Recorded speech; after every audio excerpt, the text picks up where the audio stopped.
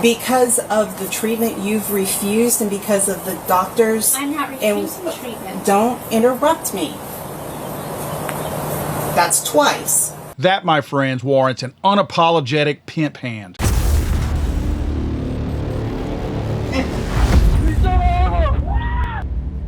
Hey there, friends. Welcome back to another Legally Armed America video. I'm, of course, Paul Glasgow here, the one and only truth pimp, dealing you a vulgar display of logic and reason on a daily basis. Guys, this one today has me a little bit fired up. Pissed off is probably the more accurate phrase. And I have a feeling it will you too. The video clip that you just saw, I'm going to show you a little bit more of it here in a second to give you full context, but I'll explain the lead up to it also. However, there is a 44-minute version of the video, and it will piss you off even more. Do you have kids? You know you have rights as a parent, right?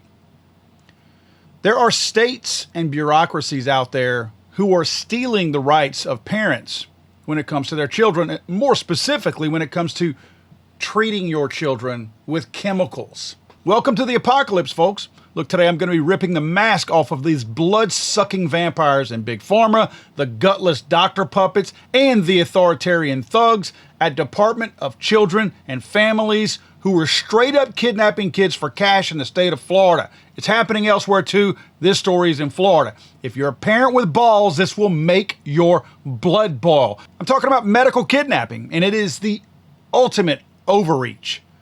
And again, it's going to piss you off. This is where the greedy corporate scum and their white coat whores trample parental rights to line their filthy pockets with cash. Armed stormtroopers busting down doors because a mom dares to question the toxic sludge that they want to stick into their own child.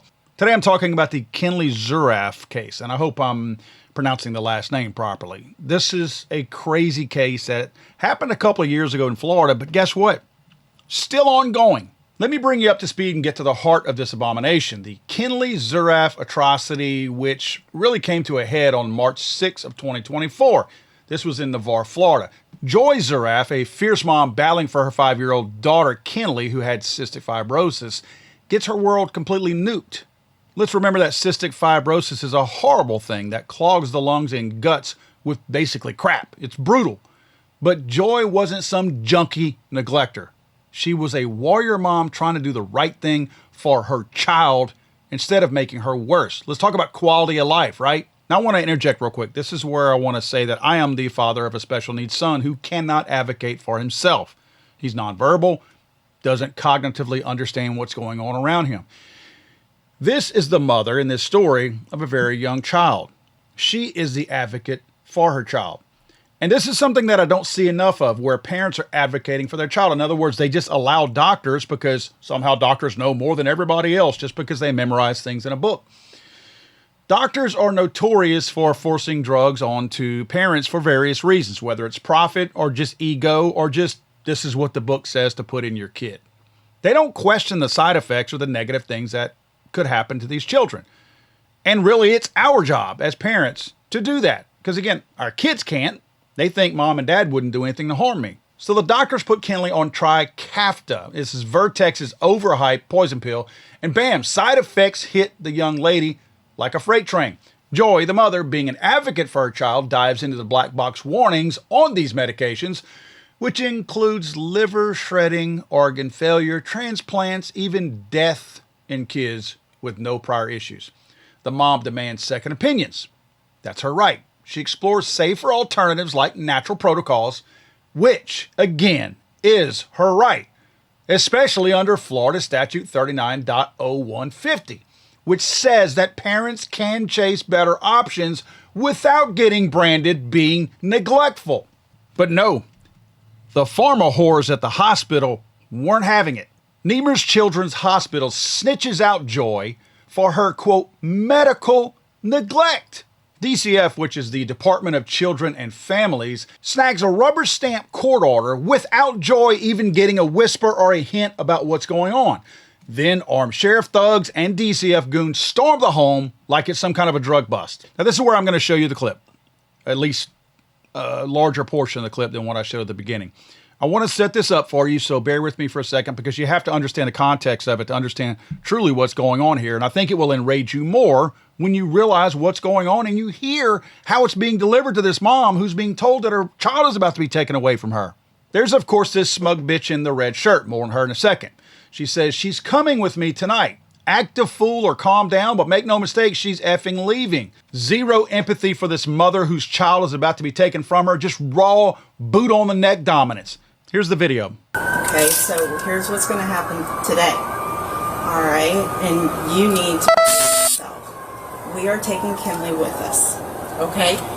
Now, you can handle this one of two ways. You can show out and you can act a fool and you can make this difficult. Or can my friend Jamie take her? Stop. Let me finish. Don't interrupt me. You can show out and act a fool and make the situation worse. Or two, you can calm yourself, ask your questions, and then help us get her stuff and walk her to my car. The option is yours, but either way, make no mistake, she's coming with me tonight. Why? Because of the treatment you've refused and because of the doctors. I'm not refusing treatment. Don't interrupt me. That's twice. Because of the treatments you've refused and the condition her lungs are in. That piss you off? This will make it worse. 2 years later, Kinley is still not back with her mom. Kinley is still in a foster home, making money for other people, and because of ego, greed, and idiocy. This ain't right. 2 years later, Kinley is still rotting in a stranger's home, some foster hellhole, 5 hours away in Jacksonville, Florida, because DCF, quote, couldn't find a local spot for little Kinley.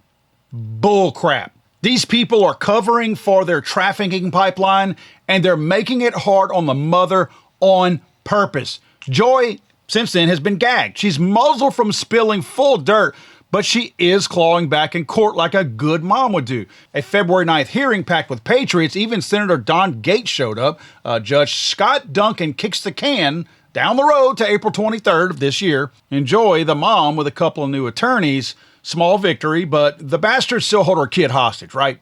I mean, she can't see her kid. Her kid is at somebody else's house because she is supposedly negligent. This is pure profit rape. Federal bucks flood in for every stolen kid, turning families into frickin' ATMs. Yeah, there's money to be made in this foster market for everyone except the parent whose child is stolen from them. Now, let me tell you about some of the real demons at the top. Big Pharma. Go figure. Big Pharma's greedy bastards over at Vertex Pharmaceuticals. These corporate ghouls dominate cystic fibrosis drugs like a frickin' cartel over cocaine. In 2025, they gorged on $12 billion, $10.3 billion from Trikafta alone. 2026, yep, plugging away pretty much about the same, but better, $13 billion more, plus $500 million from non-cystic fibrosis pharmaceuticals. Trikafta costs $300,000 to $370,000 a year per victim. That's what Kinley's insurance and mother were having to pay out if her mother had insurance. Generics are blocked by their patent stranglehold currently for many, many years. But hey, Big Pharma wouldn't do anything to harm anybody, right? I mean, this is all done for the betterment of the child. Yeah, right. The FDA slaps a black box for liver annihilation, liver failure, liver transplants, kid-killing death. Side effects? We got headaches, pounding like hammers, infections ravaging bodies, gut-wrenching pain, diarrhea, rashes, peeling skin, and the list goes on. The mom, Joy, was right to question this poison. She's advocating for her child. That child doesn't understand the dangers of the poison they're trying to put in her. So not only did the mom read the black box warnings, but when she started seeing the side effects, the negative side effects, and the bad things happening to her child, she wanted a second opinion. Again, we're talking about quality of life. This child is already suffering with cystic fibrosis. We're making her life worse by forcing this drug into her system that's visibly making her worse. The mom wasn't ditching treatment. She was demanding non-lethal options. Vertex, These greedy pricks prioritize stock prices over saving lives, and peddling this crap while burying risks is unacceptable. One bit of good news on the side is the mom can actually sue Big Pharma in this case. Now, I know Big Pharma's got big wallets and a lot of big high-priced attorneys, but just know that this particular drug isn't like the vaccine-related drugs that are destroying children's lives all over the nation. This is a drug that they don't have immunity on. So the mom can sue. And I think it will get to that. But she's going to have to get somebody to come on board to help her out because obviously Big Pharma's geared up and ready for this. I mean, they're poisoning kids all over the nation. You don't think they got a pretty good slush fund out there for legal costs and expenses? Similarly, a Texas Attorney General just hammered Pfizer and Tris for $41.5 million over tainted ADHD drugs, screwing little kids over. Proof that these greedy bastards can bleed cash in court. It's not a big deal to them because they're making way more than the $41.5 million that they just lost right here. Now, there's doctors involved in this too, right? Somebody had to rat out Joy and say that she was neglecting her child when she asked for a second opinion. These spineless doctors are pretty much pharma's street dealers. They're hooked on kickbacks, bonuses, ego strokes for shoving this crap down the throats of kids. And if you disagree, they will rat you out to Child Protective Services like Judas, branding you negligent to protect their own fat wallets and their own egos. And the Department of Children and Families, don't even get me started on bureaucrats, whether it's at the federal level or the state and local level like these people are in Florida. No one ever aspired to be a state worker. Nobody. Nobody. No one ever said whenever you were asked as a child, what do you want to be when you grow up? I want to work for Child Protective Services. You know why? Because nobody ever wanted to work there. They get the bottom of the barrel. They get the crap. They get the waste that nobody wants. They get this is literally, quite literally, not even plan B for most people. When you fail at everything else, the last resort is, let's go to work over there. Dummies. And with that, since you failed everywhere else, now your ego has taken a hit. What do you got? Little bit of authority. And they abuse the crap out of it. I know a lot of you have seen it. You've commented in videos before talking about dealing with Child Protective Services and how they act.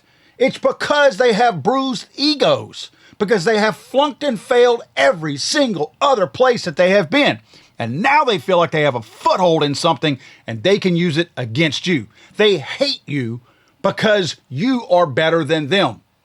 And they're going to prove it to you. But there's money to be made in that industry. DCF, they're not protectors. They're profit-driven kidnappers. The Federal Adoption and Safe Families Act dangles bonuses of $4,000 to $6,000 per adopted kid plus special needs jackpots for victims like Kinley.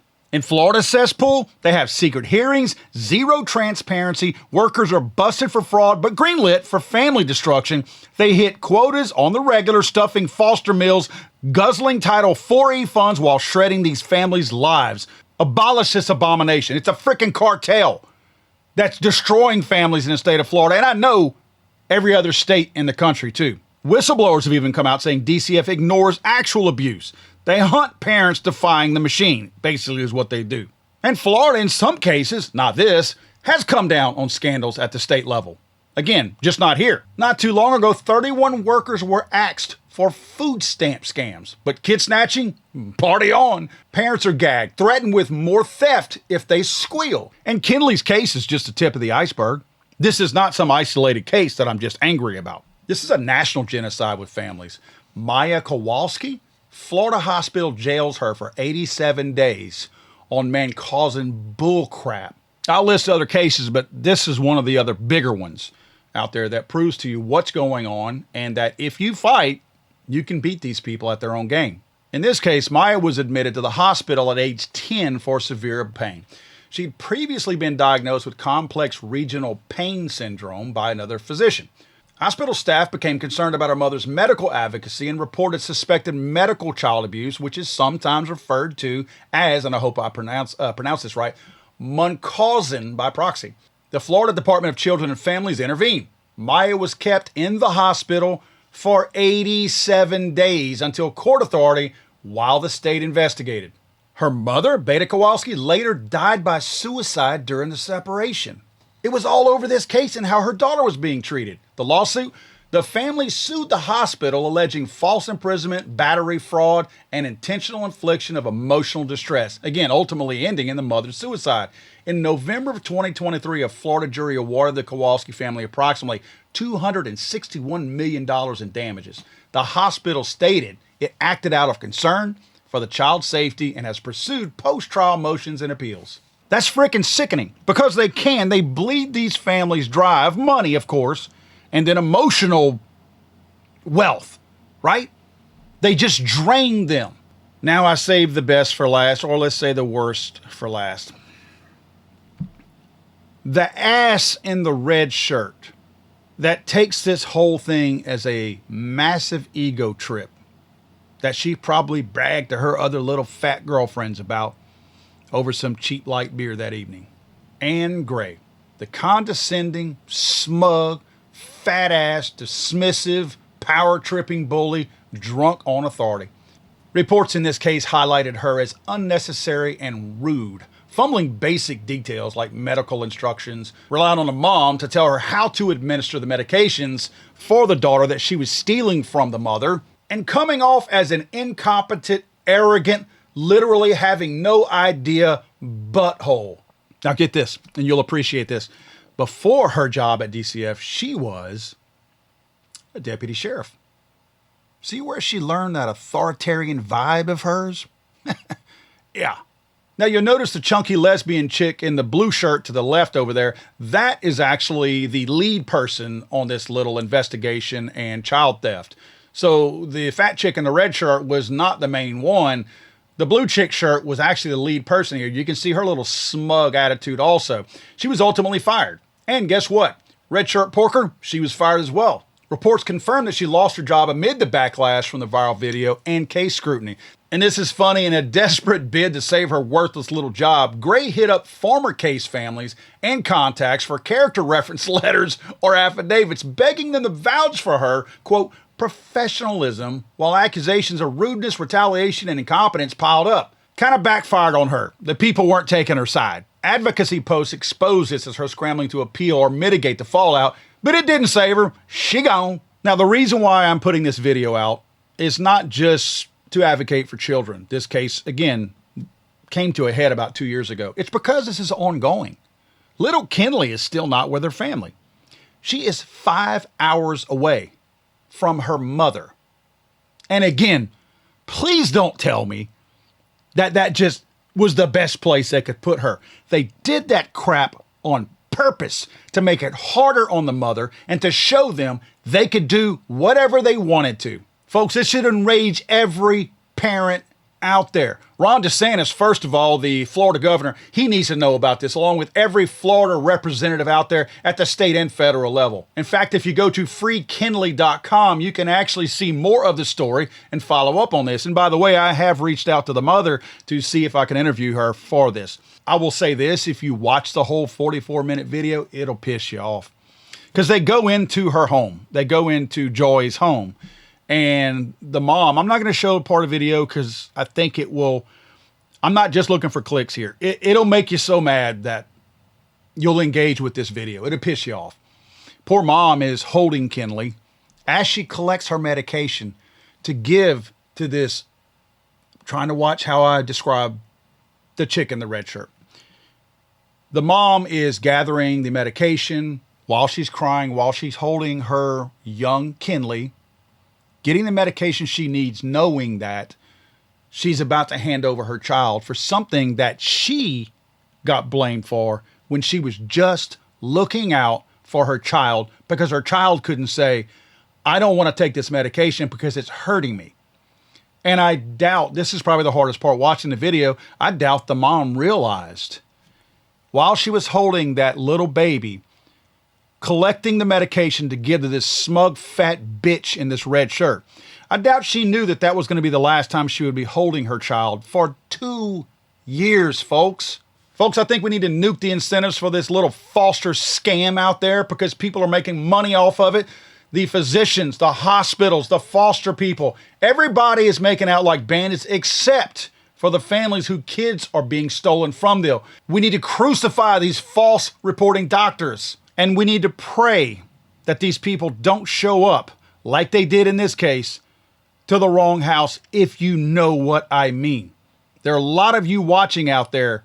This would be a totally different ending for everybody if they came to one of your houses out there and tried pulling this crap and kidnapping your child from you because you were trying to seek better care for them. I can't imagine what the headlines would read if it happened to one of you guys out there, including myself. Comment your war stories down below if you've had interaction with Child Protective Services. I'd like to know. I understand they exist for a reason, but I have heard way more abuse than anything else. Like and subscribe. Let's get this story out there, guys. Don't forget, guys, if you're looking for a book to educate yourself and to educate the idiots out there who can't think for themselves regarding mass shootings, go to damnliars.net. Again, damnliars.net, and get my brand new book, Damn Liars. I'm sorry, I thought this was America.